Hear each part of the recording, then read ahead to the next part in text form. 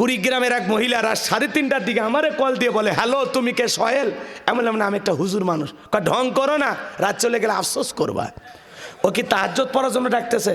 যুবক, একটা মেয়ে যদি ভুল করে তোমার রং নাম্বারে মিস কল দেয়, 17টা সিম কার্ড পরিবর্তন করে হলে ওই মেয়েরে কল দেয়, মেয়েটা ডেকে বলে, ভাইয়া সরি আমার ভুল হয়ে গেছে। কই ভুল করলি কেন? নিবানো আগুন কেন জ্বালাইলি? এখন ভালোবাসা দিবি কি না বল? তুমি যারা লাগিয়া এমবি ভরো তার তো বাটন ফোন। ওরে কেমন করে বুঝবে রে সে, কেমন করে বুঝবে রে সে ডিজিটাল তোর মন। তুমি যারা লাগিয়া এমবি ভরো তার তো বাটন ফোন। মেসেজ দিলে সেন্ড করে না, দেয় না তো রিপ্লাই। ভিডিও কলে বলবা কথা, ক্যামেরা তার নাই রে, ক্যামেরা তার নাই। মেসেজ দিলে সেন্ড করে না, দেয় না তো রিপ্লাই। ভিডিও কলে বলবা কথা, ক্যামেরা তার নাই রে, ক্যামেরা তার নাই। ডিজিটাল এই যুগ জামানাই, ডিজিটাল এই যুগ জামানাই, ইয়া না লক তার মন। তুমি যার লাগিয়া এমবি ভরো তার তো বাটন ফোন। প্রেম প্রীতি ভালোবাসা বিয়ের আগে নয়, মনের মধ্যে রাখো তুমি আল্লাহ তাআলার ভয় রে, পরকালের ভয়। কি গানের মধ্যে শিক্ষা আছে না? কথা কয় না কে? প্রেম প্রীতি ভালোবাসা বিয়ের আগে নয়, মনের মধ্যে রাখো তুমি পরকালের ভয় রে, আল্লাহ তাআলার ভয়। তবে তুমি মুক্তি পাবা, তবে তুমি মুক্তি পাবা দোজখের আগুন। তুমি যার লাগিয়া এমবি ভরো তার তো বাটন ফোন। মনে থাকবে? এই বিয়ের আগে অবৈধ প্রেম ভালোবাসা করা যাবে? পিতা মাতা পছন্দ করে বিয়ে দেবে যেখানে বরকত আছে। একা একা মাতদারি করে বিয়ে কইরো না। যুবক, বিয়ের আগে অবৈধ প্রেম ভালোবাসা করা জায়েজ না হারাম? কথা কয় না কে? 20 বছর বাচ্চার বয়স এই ছেলেটার, 20 বছর। বাপু কাছে বলে, আব্বা উত্তরপাড়া লাকিকে পছন্দ করেছি, রাজি থাকলে 1 চাপুন, না হলে 2 চাপুন। আছে না? পিতা মাতার অবাধ্য। এই পিতা মাতার অবাধ্য হইয়া নিজে মাতবাড়ি করে বিয়ে করলে তোর এই সংসার টিকবে না, জীবনে সুখী হতে পারবি না। তোর ভালোবাসা জানলা ভেঙে ফেলে যাবে। কথা কয় না কে? ঘর বাড়ির জানালা ভেঙে ফেলে যাবে। কিসের ভালোবাসা? এই বিয়ের পরে হালাল স্ত্রীর সাথে ভালোবাসা। কথা কয় না কে? যে মেয়ের সাথে 3-4 বছর প্রেম করে বিয়ে করবি, ওই তোর উঠতে বসতে তোর ঝাড়ি মারবে। কথা কয় না কে? আর যে মেয়ে অপরিচিত জীবনের প্রথম বাসর ঘরে দেখা হলো, তার ভালোবাসায় আলাদা। বোঝে না, সব বুঝার লাগবে। ওদিকে আর যাবো না, কষ্ট হয়। আর বিয়ের আগে প্রেম করে সব শেষ। গাছতলা, বটতলা, পার্কের সিপে গলি। কথা কন না কে? এমন প্রেম যুবকেরা করে, প্রেম এত বেশি হয়, প্রেমের ঠেলায় ছেলে বাড়ির তালা মেলে ভেগে যায়। আর মেয়ে বিয়ের বাড়িতে, মানে ওই ছেলের বাড়িতে বিয়ের দাবিতে অনশন ধর্মঘাট পালন করে। এলাকার মুরব্বী সারা জিজ্ঞাসা করে, মুরব্বীরা আসে, কে মা বাড়ি কই? কয় বাঘেরা। তো তুমি পুকুরে ধনুট, কারণ কি? কয় এই ধনুটের ওই যে উত্তর পাড়ার এই গ্রামের নাম কি? পাঁচথুপি গ্রামের ওই যে উত্তর পাড়া বাদশা, ও 3 মাস ধইরা আমার সাথে প্রেম করছে। প্রেম কইরা বিবাহের প্রলোভন দেখায় একাধিকবার, যার ফলে আমার পেটে এখন 3 মাস। আছে না নাই? শোনেন, হালালের বরকত বেশি। হালাল সম্পর্ক প্রকাশ করা যায়, অবৈধ সম্পর্ক প্রকাশ করা যায় না। আমি আপনাদেরকে বুঝাতে পারবো না, কষ্ট হবে, রাত বেশি হবে, ওইদিকে আর না যাই। কষ্ট হচ্ছে? আচ্ছা শোনেন, শোনেন, কোন স্ত্রী যদি গর্ভবতী হয়, স্বামীকে যদি এসে বলে, ও গো জানো কি? কয় আমি না মা হতে চলেছি। স্বামী তখন বলবে, আলহামদুলিল্লাহ। তুমি কি শুনাইলা? তুমি মা হবা, আমি বাবা হব, এই আনন্দ রাখবো কোথায়? আল্লাহু আকবার কন। বউকে কোলত নিয়ে আনন্দের ঠেলায় নাচে নাচে ঘরের ভিতর, মানুষ দেখে না। কথা কন ঠিক কিনা? ঘর থেকে বের হয়ে মাকে ডাক দেয়, মা টেনশন করো না, কয়েকদিন পর তোমাদের সাথে খেলাধুলা করার জিনিস আসিতেছে। তার মানে কি তুমি দাদা হবে, তুমি দাদি হবে, কথা কন ঠিক কিনা? আব্বা মায়ের কাছে কথাটা শেয়ার করা যায়, গোপন রাখা লাগে না, কথা কন। সাথে সাথে শ্বশুর বাড়ির ফোন, হ্যালো আম্মাজান, আসসালামু আলাইকুম, আমি আপনার জামাই বল্টু, কথা কয় না কে? আপনি জানেন আপনার মেয়ে এখন গর্ভবতী, ঘটনা তো ঘটে গেছে, টেনশন নাই, কয়েকদিন পর আপনারা নানা নানি হবেন। ফেসবুকে পর্যন্ত স্ট্যাটাস মারে দেয়, আলহামদুলিল্লাহ আজকে বিবির মুখে খুশির সংবাদ শুনলাম, ওয়াসিরে বাবা হব ইনশাল্লাহ, কথা কয় না। এত আনন্দ, মিষ্টি বিতরণ করে, বন্ধু বান্ধব হোটেলে গেলে কয় দোস্ত আর সব খাওয়ার বিলে আমি দেবো। কে রে ভাই এত খুশি? কয় খুশি হবো না, কয়েকদিন পর আব্বা হবো, আব্বা, কথা কন। তার মানে কি হালালের আনন্দটাই আলাদা। হালাল হালাল বৈধ সম্পর্ক, আমার স্ত্রী গর্ভবতী, এটা আমি দুনিয়ার মানুষকে বলতে পারবো, আমি কয়েকদিন পর বাবা হব, এই আনন্দের কথা আমি সবাইকে বলতে পারবো। কিন্তু কোনো প্রেমিকা এসে যদি প্রেমিককে বলে, ওগো সলিমুদ্দিন আমি না মা হতে চলেছি, তখন প্রেমিককে খুশি, পকেট থেকে 10-20 হাজার টাকা কবি ধর, এটা ময়লা সাফ কর, কিসের আগাছা, বিয়ে হয়নি তো বাচ্চা তোর কে নিবি, কথা কন না কেন? তার মানে অবৈধ। শোনেন, প্রেমিকার গর্ভে প্রেমিকের সন্তান, এটা সমাজের মানুষ জানলে ইজ্জত থাকে, মুখ দেখানো যাবে। তার মানে কি হারামের মজা ওয়ান টাইম, ক্ষণিকের সুখ তোমাকে আমাকে দুঃখের সাগরে ডুবায়, এই ক্ষণিকের পাপ তোমাকে আমাকে জাহান্নামে নিয়ে যাবে, কথা বলে ঠিক কিনা? এই জন্য যুবক, বিয়ের আগে অবৈধ কোনো প্রেম ভালোবাসা করা যাবে না। বিয়ে করে বৈধ তরিকায় বিবিকে ভালোবাসো, বলা যাবে, বাবা হলে দোষ নাই, কথা কয় না? এই যে কয়েকদিন আগে তো বাংলাদেশের এক জায়গায় বিয়ে হয়েছে, আজকে বিয়ে করছে, বাসর হয়ে গেছে, পরের দিন সকালবেলায় মেয়ে একটু মাথা ঘুরছে, তারপরে ডাক্তার নিয়ে এসে পরীক্ষা নিরীক্ষা করে দেখে মেয়ের 5 মাস। ছেলে পাগলা হয়ে গেছে, কে রে একদিন বাসর হলো বইয়ের সাথে 5 মাস কেমনে? ডিজিটাল যুগ জামানা হতেও পারে। পরে ওই ভোগ তালাক দিছে, কথা কন ঠিক কিনা? এরকম ঘটনা ঘটতেছে কিনা? তার মানে এগুলো অবৈধ প্রেম ভালোবাসা করা যাবে। এ কোন কোন যুবক পিতা মাতার পছন্দ বিয়ে করবে, হাত তোলো। যারা বিয়ে করনি হাত তোলো। এ প্রেম করে বিয়ে করা যাবে? পিতা মাতার পছন্দে বিয়ে করবা তো ইনশাল্লাহ? আল্লাহ কবুল করেন, জোরে বলেন আমিন। 6 দিন পরে নখ কষে যাবে, 9 দিন পরে চুল, 6 দিন পরে নখ কষে যাবে, 9 দিন পরে চুল, কবর গাগের সামান নিতে কইরো না কেউ ভুল, কবর জায়গা ভালো নয়, কবর জায়গা ভালো নয়, কবর জায়গা ভালো নয়, কবর জায়গা ভালো নয়, আমল দিয়ে কবর গৃহ সাজিয়ে নিতে হয়, কবর জায়গা ভালো নয়, কবর জায়গা ভালো নয়, আমল দিয়ে কবর গৃহ সাজিয়ে নিতে হয়। 17 দিনে পেট ফেটে শেষ পোকার খাদ্য হবে, 60 দিন পরে গোশ থাকবে না, কঙ্কাল পরে রবে। বোঝেন বোঝেন কথা বোঝেন? 17 দিনে পেট ফেটে শেষ পোকার খাদ্য হবে, 60 দিন পরে গোশ থাকবে না, কঙ্কাল পরে রবে। 90 দিনে হাড়গুলি সব, 90 দিনে হাড়গুলি সব আলাদা হয়ে রয়, কবর জায়গা ভালো নয়, কবর জায়গা ভালো নয়, আমল দিয়ে কবর গৃহ সাজিয়ে নিতে হয়, কবর জায়গা ভালো নয়, কবর জায়গা ভালো নয়, আমল দিয়ে কবর গৃহ সাজিয়ে নিতে হয়। আপনি আমি যেদিন মারা যাব, ওই মসজিদের মাইকে যেদিন এলান জারি হবে, এই গ্রামের অমুক ব্যক্তি বেঁচে নাই, ইন্না লিল্লাহি ওয়া ইন্না ইলাইহি রাজিউন। আপনার আমার মৃত্যুর সংবাদ শোনার পর ছেলেটা কেঁদে বলবে বাবা নাই, মেয়েটা কেঁদে বলবে বাবা নাই, প্রিয়তমা স্ত্রী কেঁদে বলবে আমার স্বামী নাই, মা বাবা বেঁচে থাকলে বলবে কলিজার ধনটা হারাইলাম। আত্মীয় স্বজন সবাই জীবনের শেষ বিদায় দেওয়ার জন্য বাড়িতে ভিড় জমায়া দিবে।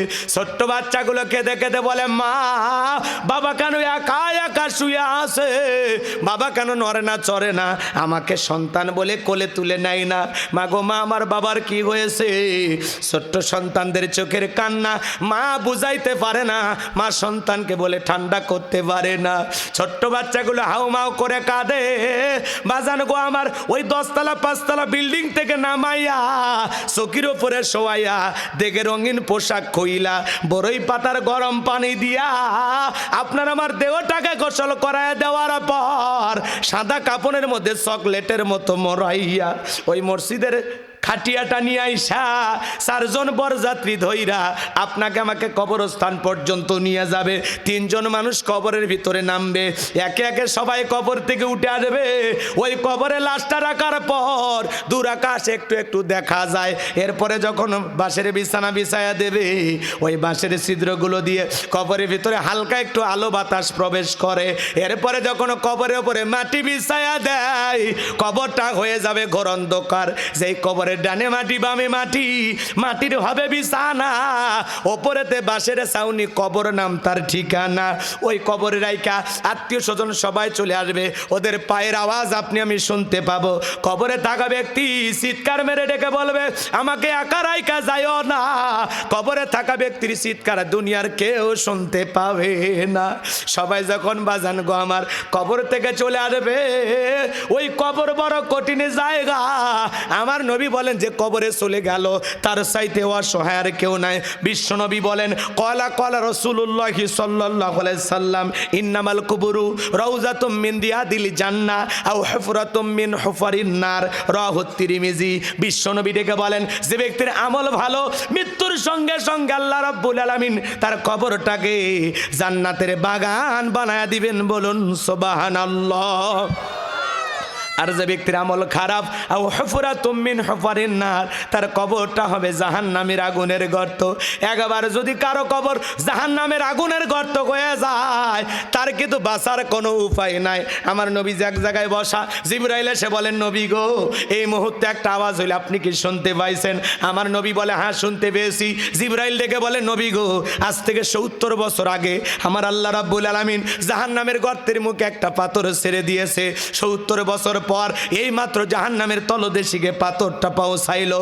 চিন্তা করেন বগুড়ার মুসলমান, আল্লাহ না করুক, আল্লাহ না করুক, আপনার আমার গুনাহের কারণে, অপরাধের কারণে আসমান জমিনের মালিক আল্লাহ বেজর হইয়া একবার যদি জাহান্নামের আগুনের গর্তে ফেলে দেয়, আপনার আমার বাঁচার কিন্তু কোনো উপায় নাই। ওই কবর বড় কঠিন জায়গা। কবর কিন্তু সুখের ঠিকানা না, ওটা হলো যন্ত্রণার জায়গা। কথা বলেন ঠিক কিনা? কারো জন্য সুখ, কারো জন্য দুঃখ, কারো জন্য আনন্দের জায়গা, কারো জন্য যন্ত্রণার জায়গা।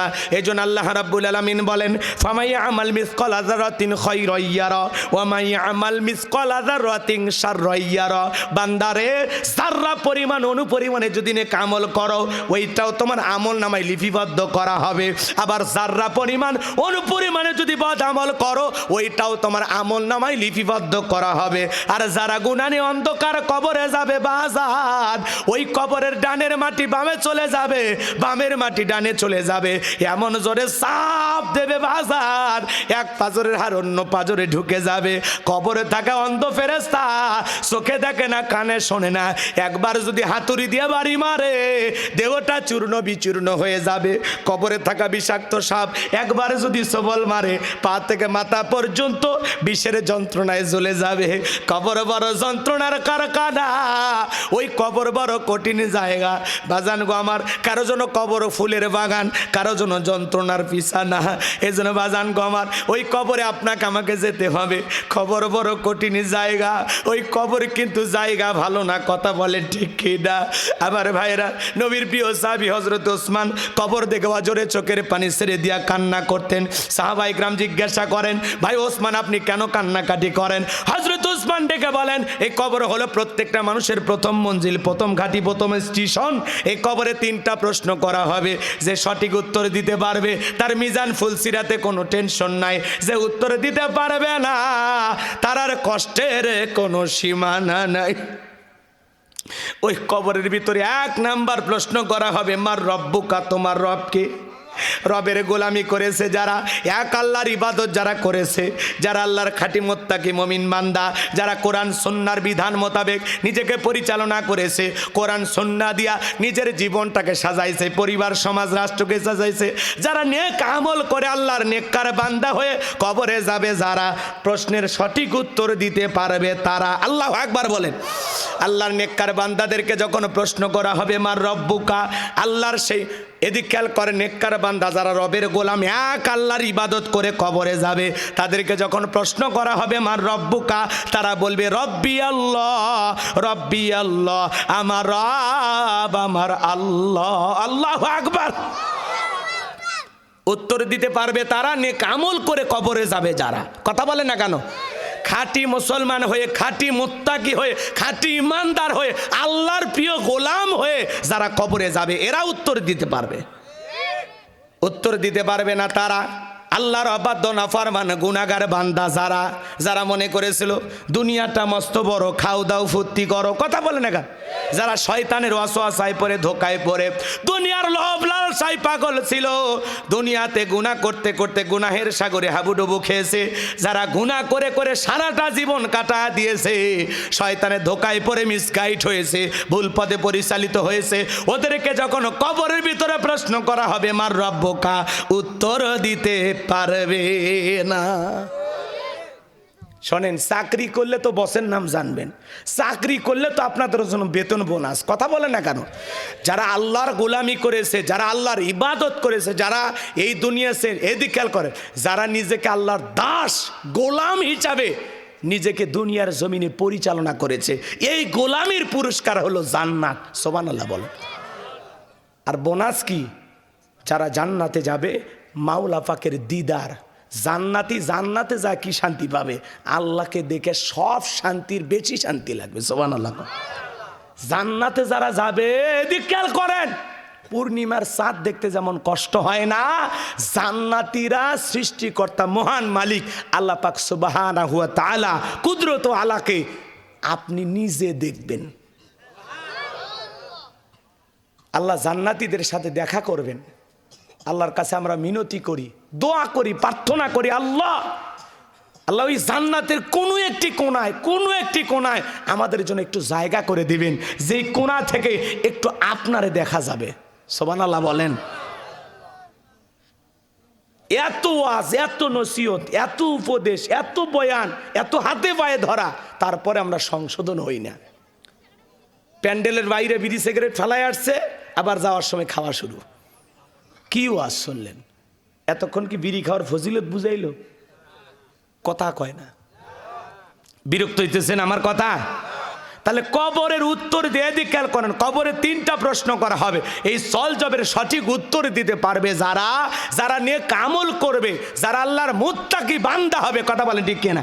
আপনার রবের সাথে কোনো সম্পর্কই ছিল না, আপনি কবরে গেলেন আর প্রশ্ন মুখস্থ করে গেলেন আর বলতে পারবেন, অতই সোজা। আপনাকে ভোলায় দিবেন কি? এই প্রশ্ন ওইরকম মুখস্থ যে না, প্রশ্ন করে আমার রব্বুকা রব্বি আল্লাহ, রব্বি আল্লাহ, আমার রব্বুকা রব্বি আল্লাহ, রব্বি আল্লাহ, আপনি মুখস্থ করে যাবেন। কথা কন না কে?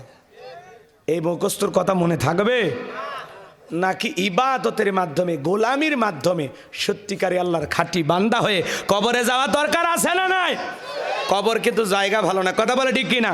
ইন্নাল্লাযীনা ক্বালু রাব্বুনাল্লাহু সুম্মাস্তাকামু তাতানাজ্জালু আলাইহিমুল মালাইকাতু আল্লা তাখাফু ওয়ালা তাহজানু ওয়া আবশিরু বিল জান্নাতিল্লাতী কুনতুম তুআদুন।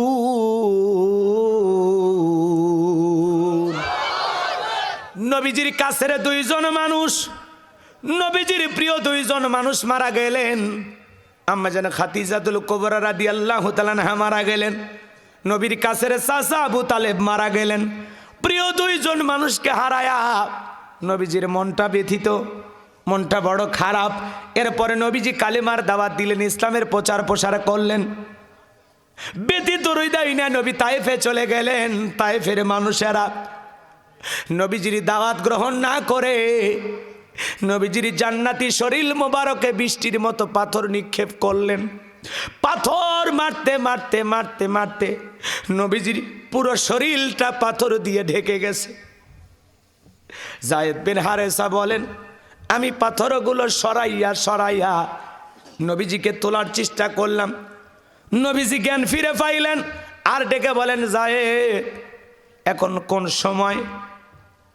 এখন কোন ওক্তের নামাজের সময়? যায়েদ বিন হারেসা বলেন, নবী গো, এখন আসরের নামাজের সময়। আমার নবীজি ডেকে বলে, আমার একটু ওযু বানায়া দাও, আমি নামাজ আদায় করব। যায়েদ বিন হারেসা বলেন, আমি নবীজির পা মোবারক থেকে যখন জুতা খুলতে গেলাম, আমি তাকায়া দেখি নবীজির শরীর থেকে রক্তগুলো পড়ে পায়ের জুতার ভিতরে জমাট বেঁধে গেছে। অনেক কষ্ট করে জুতা মোবারক খুললাম, নবীকে ওযু বানায়া দিলাম। আমার নবী আসরে নামাজ আদায় করলেন।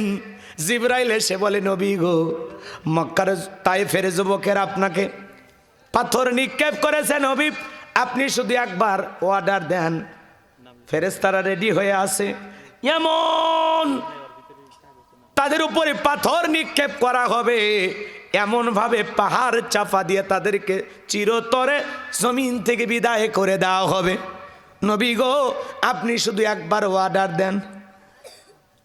আমার নবীজি জিবরাইলকে ডেকে বলেন, জিবরাইল, তায়েফের যুবকেরা, তায়েফের মানুষেরা আমাকে না বুঝে না চিনে ওরা আঘাত করেছে, ওদেরকে যদি শেষ করে ফেলে দেওয়া হয়, আমি কার কাছে কালেমার দাওয়াত পৌঁছাবো? সুবহানাল্লাহ বলেন। কেমন নবী, অন্তরের ভিতরে কত দয়া মায়া ভালোবাসা উম্মতের জন্য। সুবহানাল্লাহ বলেন। হাত তুলে দোয়া করে বলেন, আল্লাহ, তায়েফের মানুষেরা আমাকে না বুঝে না চিনে আঘাত করেছে, আমি তাদেরকে মাফ করে দিয়েছি, আপনিও তাদেরকে মাফ করে দেন। এটা সুবহানাল্লাহ আসতে বলেন। ব্যথিত হৃদয় নিয়ে নবী চলে আসলেন মক্কায়। একদিন নয়, 2 দিন নয়, 19 দিন পর্যন্ত নবীজির ওপরে আসমান থেকে কোনো আয়াতে কারিমা নাজিল হয় না, আসমান থেকে ওহী নাজিল হয় না। জিবরাইল আসে না নতুন কোন আয়াত বা নতুন কোন সূরা রসুলকে তিলাওয়াত করে শোনান না। এদিকে কাফেররা সমালোচনা শুরু করে দিলেন। সাহাবা ইকরামদেরকে ডেকে বলেন, ও নবীর সাহাবীরা, কি হলো তোমাদের নবীর? সে তো নতুন কোনো তথ্য আমাদেরকে শোনায় না, নতুন কোনো আয়াত তিলাওয়াত করে শোনায় না, নাকি তার উপরে যে জিন ভর করেছিল সেই জিনটা চলে গেছে? জোরে কর নাউজুবিল্লাহ। কাফেররা সমালোচনা করে আর ডেকে বলেন, ও নবীর সাহাবীরা, তোমাদের নবী মুহাম্মদ সাল্লাল্লাহু আলাইহি সাল্লাম নতুন কোন আয়াত নতুন কোন সূরা আমাদেরকে তিলাওয়াত করে শোনায় না, তার কোনো নতুন তথ্য তো আমরা আর শুনতে পারি না, নাকি তার আল্লাহ তাকে ভুলে গেছে? এইভাবে কাফেররা সমালোচনা শুরু করলেন।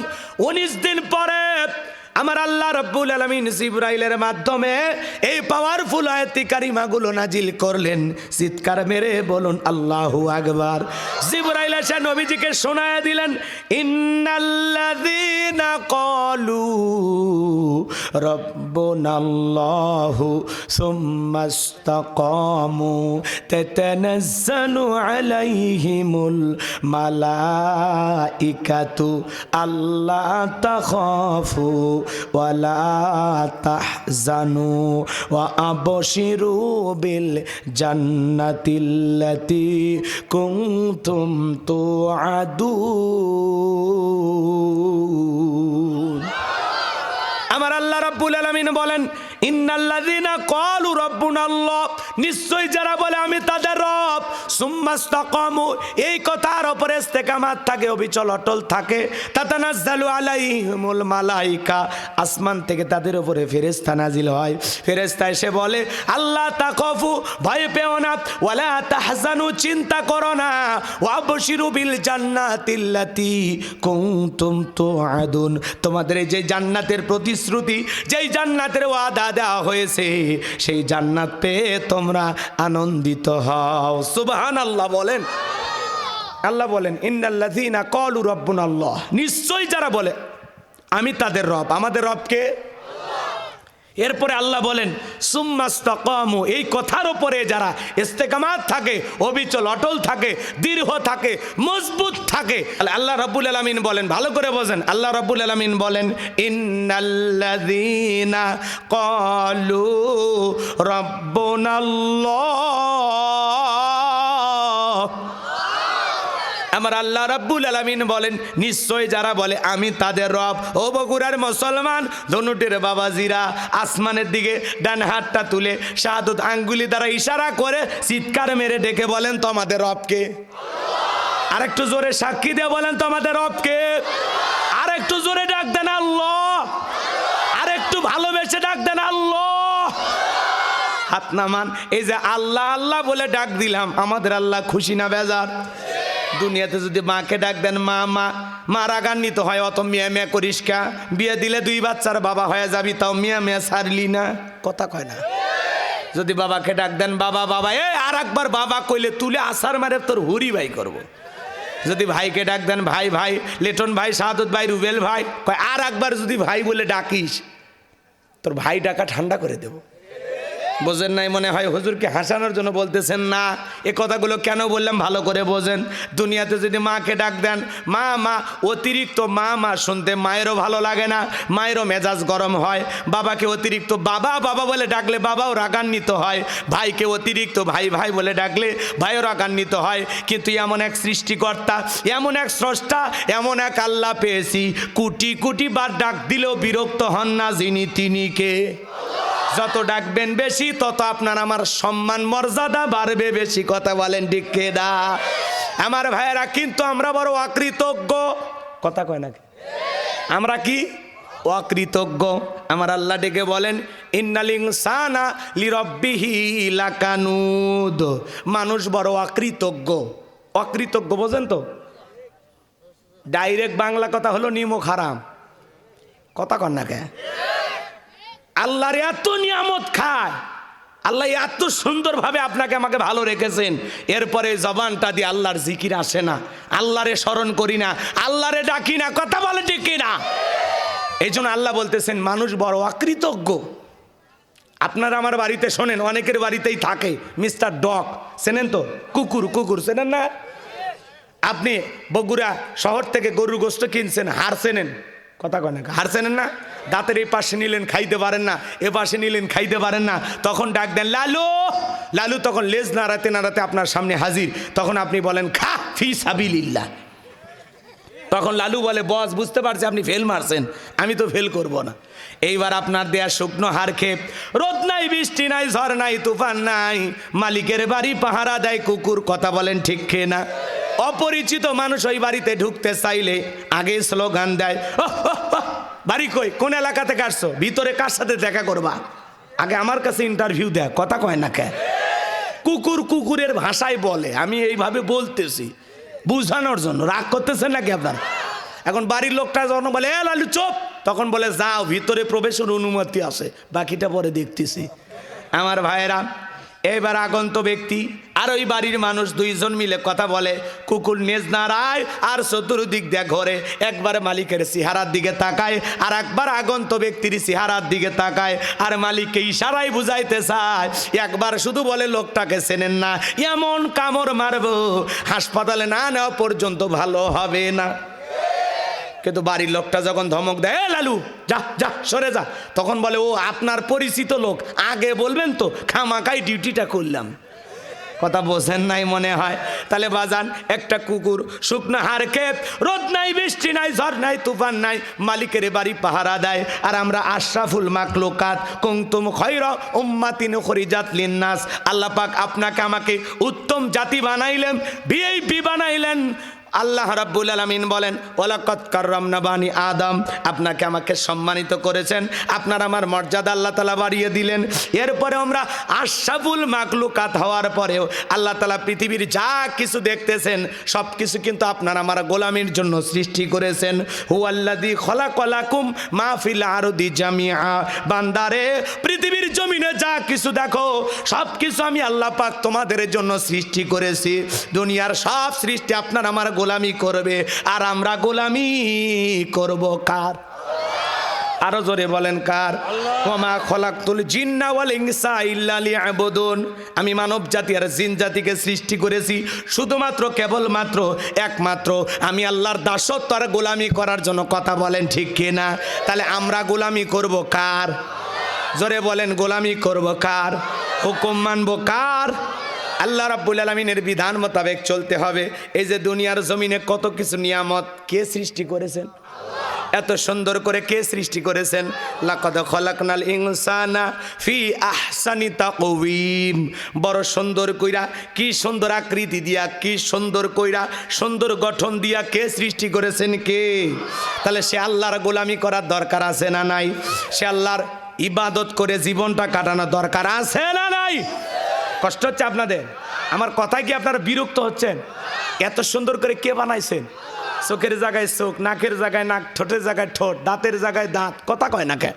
নাকটা যদি আল্লাহ এই জায়গায় না দিয়ে পিঠের মাঝখানে দিত, কোনো কিছু খাওয়ার আগে প্লেটটা পিছনে নিয়ে বলা লাগতো, নাক মামু খাবারটা টেস্ট করে দেখতো ঠিক আছে না নাই। কথা কয় না কে? এই চোখ যদি আল্লাহ এই জায়গায় না দিয়া, কপালের এই নিচে না দিয়া, যদি এই কপালের মাঝখানে দিয়ে দিত, ফুটবল খেলাইতে যায় যদি খালি মাথাতে হিট নিতেন, চোখ দুইটা ডিম পছায় যেত। কথা কন ঠিক কিনা? তাহলে যেই জায়গায় বান্দার যেই জিনিস দরকার, এত সুন্দর করে নিপুণ কারিগর যিনি সৃষ্টি করেছেন তিনি কি? সে আল্লাহর গোলামি করার দরকার আছে না নাই? এই যে হাতটা এরকম ভাঁজ, মাঝে মাঝে ভাঁজ, গিটাই গিটাই ভাঁজ না দিয়া যদি বাঁশের মতো সোজা করে বানাই তো কেমনে খাইতেন? এরকম তুলে এরকম করে মারতেন। কথা কন ঠিক কিনা? এই যে দেখেন গিটাই গিটাই ভাঁজ, যেমনি ইচ্ছা ঘুষি পাকাতে পারি, থাপ্পড় মারতে পারি। কথা কন না কে? রাগ করেছেন মনে হয়? এই যে আল্লাহর এক বান্দা টেনে উঠছে, মনের মধ্যে বিরক্ত, হাত পা জাগা হচ্ছে না, চাপা চাপি, মনের দুঃখে বলতেছে আল্লাহ এই যে পায়ের ভিতরে যদি চারটে নাট দিতে, হাতের ভিতরে চারটে নাট দিতে, এত ঠেলাঠেলি হইতো না, হাত ঠ্যাং খুলে ব্যাগের মধ্যে রেখে দিতাম। আল্লাহর বান্দা ট্রেনের জার্নির সময় ঘুমের মধ্যে চলে গেছে, ঘুম থেকে উঠে দেখে ওর ব্যাগ নাই। তখন বলতেছে আল্লাহ যদি আমার বুদ্ধি শুনে আপনি আমার হাত পায়ে নাট লাগায় দিতেন, আমার ব্যাগ চুরি হয়ে গেছে, ও তো বেঁচে গেছি, কিন্তু আমার ওই ব্যাগের মধ্যে যদি হাত পা থাকতো সারা জীবন রেল লাইনে পড়ে কান্নাকাটি করা লাগতো, বাড়ি পর্যন্ত পৌঁছানোর শক্তি হতো না। কথা বলে ঠিক কি না? তো বান্দার কোথায় কেমন কি লাগবে সেটা কে জানেন? আরো জোরে বলেন। তিনি হলেন মহাজ্ঞানী, প্রজ্ঞাময়। আল্লাহু আকবার বলেন। কষ্ট হচ্ছে? কষ্ট পাইবেন না। ওই যে এক ব্যক্তি বটের গাছের নিচে বলে আল্লাহ এত বড় গাছ আর ফল এত ছোট, আর চোখে একটু ঘুম দিছে আল্লাহ, ঘুমের তালত ওই পাখি ওই বটের গাছের ফলগুলো খায় আর নাকে পড়ে, জাগে উঠছে, কয় আল্লাহ তরমুজের মতো যদি বড় ফল এই জায়গায় দিতে, তাই নাকে পড়ছে, বাপ রে বাপ, আমার তো চেহারা কি হয়ে যেত, চেহারা আর চেনা যাইতো না যদি তরমুজের মতো এত বড় ফল নাকে পড়তো। তো বান্দার এদিক খেয়াল করেন, কোথায় কি লাগবে, কোন জায়গায় কি সৃষ্টি। তরমুজের দেখেন লতা পাতা ছোট, মাটির সাথে ঝুলে থাকে, এত বড় তরমুজ লাউ কদু ঝুলে থাকে। কথা বলে ঠিক কিনা? গাছ বড় ফল ছোট। কথা কর ঠিক কিনা? তো কোথায় কি লাগবে আল্লাহ জানে। বান্দা বটের গাছের নিচে ছায়ায় আশ্রয় নিবে, বান্দা একটু বিশ্রাম করবে। কথা কন ঠিক কিনা? সব গাছের ফলকে আল্লাহ বান্দা খাওয়ার জন্য সৃষ্টি করছে, না কিছু কিছু গাছ বান্দাকে ছায়া দেওয়ার জন্য আল্লাহ সৃষ্টি করেছে? কথা বলেন ঠিক কিনা? তো আল্লাহর সৃষ্টির বিশালত্ব সম্পর্কে গভীর আলোচনা যদি করি, আলোচনার লাইন অন্যদিকে চলে যাবে, কিন্তু আজকে আমি ওইগুলো নিয়ে আলোচনা করব না। এতটুকু শুধু বলতে চাই, আমরা গোলামি করব কার? আরো জোরে বলেন। তাহলে পৃথিবীতে যা কিছু দেখতেছি সব কিছু আল্লাহ কার জন্য সৃষ্টি করেছেন? আপনার আমার জন্য সৃষ্টি করেছেন। কথা বলেন ঠিক কি না?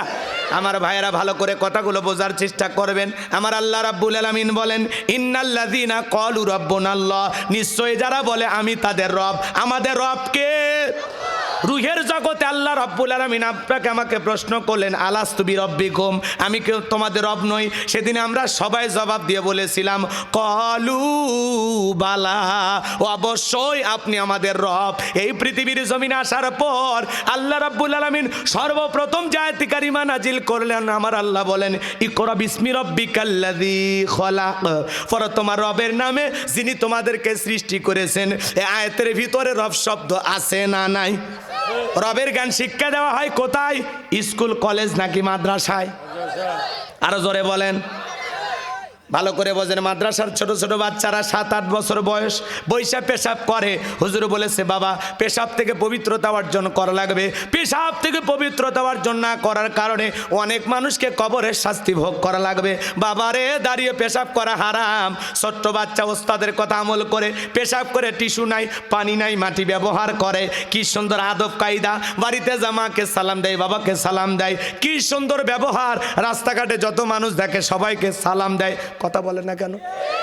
আর কত ছেলে স্কুলে পড়াশোনা করে, ক্লাসের এদিক খেয়াল করেন, ক্লাসের ব্যাগটা পিছনে ঝুলানো, পেশাব করে আর দাঁড়ায়া রাস্তার মধ্যে লিখতেছে। তখন জিজ্ঞাসা করা হলো বাবারে তোমাদের প্রাইমারি কি আদব কায়দা শেখানো হয় না? তুমি দাঁড়ায় কেন পেশাব করতেছো?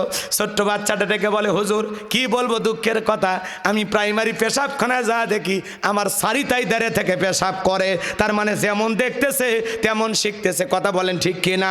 আপনার ছেলে কলেজে পড়াশোনা করে, আপনাকে যখন ফোন দেয় হ্যালো বাবা কেমন আছো, কথা কয় নাকি? আর ছোট্ট বাচ্চা মাদ্রাসায় পড়ে, বাবারে ফোন দিলে প্রথমে কি বলে? আসসালামু আলাইকুম। কথা বলেন না কেন? আপনারা রাগ করতেছেন মনে হয়, কথা বোঝার চেষ্টা করা লাগবে বাজান। এজন্য সন্তানকে যদি মানুষের মতো মানুষ বানাইতে চান, মাদ্রাসায় পড়ানো ছাড়া বিকল্প কোনো রাস্তা খোলা নাই। কথা বলেন ঠিক কিনা? কত ছেলে কলেজে পড়াশোনা করে, পালসার গাড়ি নিয়ে ঘোরাফেরা করে, রাস্তার মধ্যে ব্রেক কইরা সেন্টার টান দিয়ে কুকুরের মতো দাঁড়িয়ে থেকে পেশাব করে, বসেও না। এরপরে পানি নাই, টিস্যু নাই, কিচ্ছু নাই না, আস্তে করে ওই জায়গায় সেন্টার, কথা বোঝেন, আবার লাগায়া দেয়, টপ টপ করে পড়িয়া জাগা মতো ভিজে যায়। কিছুক্ষণ পরে আতরের মতো সুগন্ধি ছড়ায় নাকি? আছে না নাই? 30-40 বছর বয়স পেশাব করে আস্তে করে ওঠে, পানিও নেয় না, টিস্যু নেয় না। অথচ হাদিস শরীফের ভিতরে আসছে পেশাব থেকে যারা পবিত্রতা অর্জন করে না, এই কারণে তাদেরকে কবরের ভিতরে শাস্তি দেওয়া হবে, কবরের ভিতরে তাদের আযাব হবে। কথা বলে ঠিক কিনা? আপনার শরম লজ্জা হবে কবে?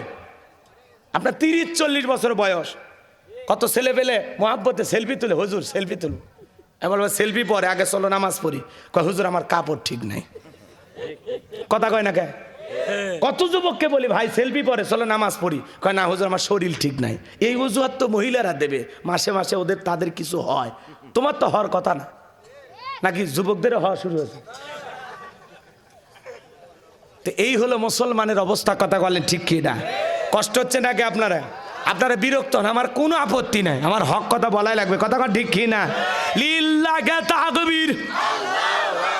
আমার ভাইরা ভালো করে বোঝেন বাজান গো আমার। তাহলে সন্তানকে যদি আদবওয়ালা, আখলাকওয়ালা, চরিত্রবান বানাইতে চান, মাদ্রাসায় পড়ানোর দরকার আছে না নাই? বাচ্চা কথাই বলতে শেখে নাই, বলে বাবা বলো সি, সিতে ক্যাট, ক্যাট মানে বিড়াল, বিড়াল খালি মেও মেও করে, আছে না নাই? সন্তান কথাই বলতে পারে নাই, ঠাস ঠাস ইংরেজি শিখাইতেছে, বলো বাবা টাটা, ওর কপাল ফাটা, ওই সন্তান বড় হয়ে মারবে কপালে ঝাঁটা। কথা বলে ঠিক কিনা? আপনার সন্তানকে আল্লাহ তো বোবাও বানাইতে পারতো, যেহেতু জবান দিয়ে কথা বলে, জবানে প্রথম নাম হবে কার? বলো বাবা আল্লাহ বলো, আল্লাহ বলো, আলহামদুলিল্লাহ বলো, সুবহান আল্লাহ বলো, আল্লাহু আকবার বলো, আল্লাহু আকবার কাবীরা বলো, আলিফ বলো, বা বলো, তা বলো, সা বলো, জিম বলো, হ্যাঁ বলো। কথা বলেন না কেন? আর কথাই বলা শিখিনি, বলো বাবা ইতি অজিগনি। আপনি পড়ান, পড়ালেখা নিয়ে আমাদের কোনো মাথা ব্যথা নাই।